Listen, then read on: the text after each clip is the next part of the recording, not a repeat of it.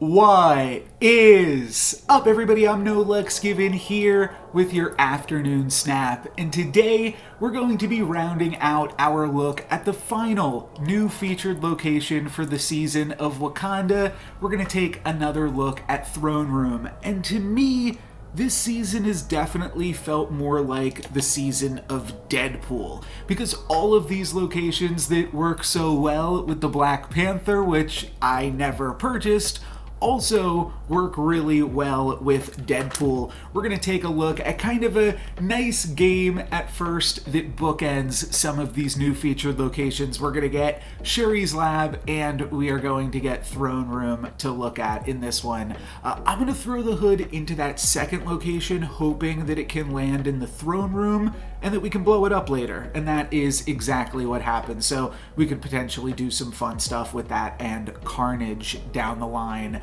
I'm going to wind up throwing Nova and Deadpool in that order into Shuri's Lab, and my opponent's going to play a Forge. So they might be able to play a big card next turn themselves. That could get a little bit scary. On turn 3, our third location is going to be the sewer system, and we've got 3 energy to spend. So there's a few different options that we could go for. Just playing Carnage and then the Demon into the Throne Room is definitely an option, but I want to make the most use out of all of my destroy effects because I only have one in my hand right now. So I'm thinking I might want to play Bucky Barnes first, and that way I will be able to blow that up with this Carnage as well.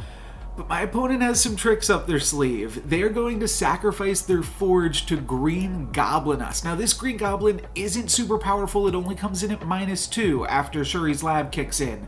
But it is going to totally lock us out of Shuri's Lab until we draw, like, a Killmonger or something. So, yeah, definitely a little bit awkward, and nice play there by my opponent. So now I'm going to drop a Venom over into the Throne Room. Was kind of hoping to like Carnage or something there more, so that way we wouldn't get the -2 from the hood. But either way, it doesn't matter. We wind up with an 11/11 Venom. So that is going to be 22 total power for us. And my opponent's going to add some more things to Shuri's Lab, a Wolverine and a Cloak.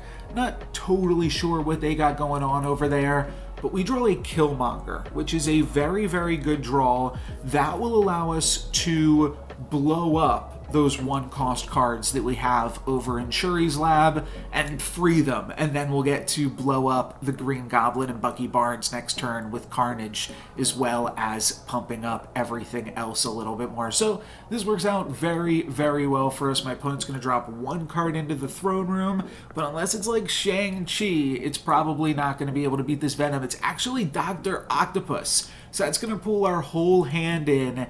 And this is pretty awkward because now we're going to Carnage our Venom. We're definitely going to go down in power here, but we still retain having the largest card because Death is a little bit bigger than Doc Ock. So that all works out, and then we'll get to round out the game by going Deathlok plus Deadpool for some massive power into Shuri's Lab, and my opponent's going to retreat once they see that their Doc Ock did not, in fact, win them the game. So some interesting and funny plays by my opponent, but not enough to fully get it done. I do want to take a look at one more game with this deck because Taskmaster is also a huge reason to play this deck. There's a lot of fun stuff that you can do with Taskmaster, and this game had an interesting interaction that you might not be aware of, so wanted to show that off as well.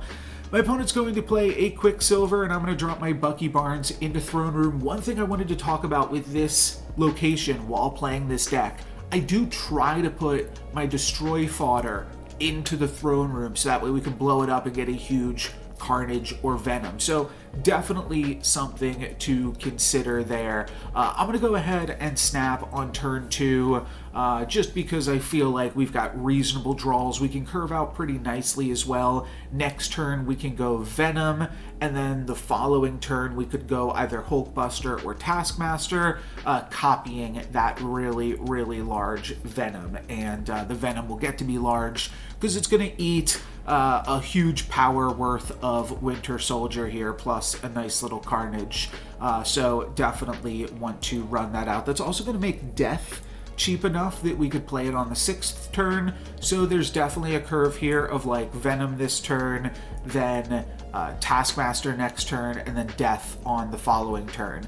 I definitely don't want to play the Hala right now because I want my opponent to have to keep that Electro around. I think that that will serve us nicely.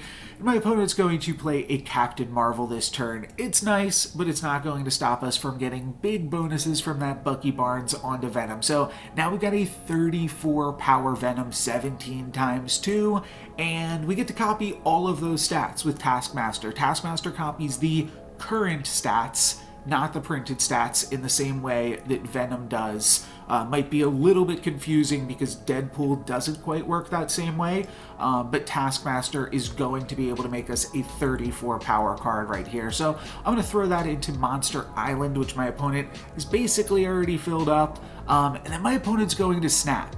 So what this signals to me is probably a Shang-Chi. My opponent is probably ready to Shang-Chi us up in here, and they actually aren't patient enough to wait around. They're going to go for that right now, but Taskmaster still gets to copy our Venom from Beyond the Grave. So that was that important interaction that I wanted to bring up to you guys because I thought that that was pretty sick. And then we're going to play Death and Deadpool into the throne room on the final turn. If my opponent is something like Magneto, that's awkward for us. But if they just have something like America Chavez, or Chavez, then I think we should be able to get the win. And they're actually going to play a Heimdall and move some things around here, dodge us in the Monster Island. So definitely glad that I did go for the throne room here indeed, because we are going to have enough to win that with the large Death ultimately. So there you go. The season of Deadpool is finally over. We've had some really cool new locations this season, I think, to take advantage of both Black Panther and also Deadpool, as I have been doing all month long. But that is going to be it for me today. Thank you guys very much for watching. I'm No Legs Given. Peace.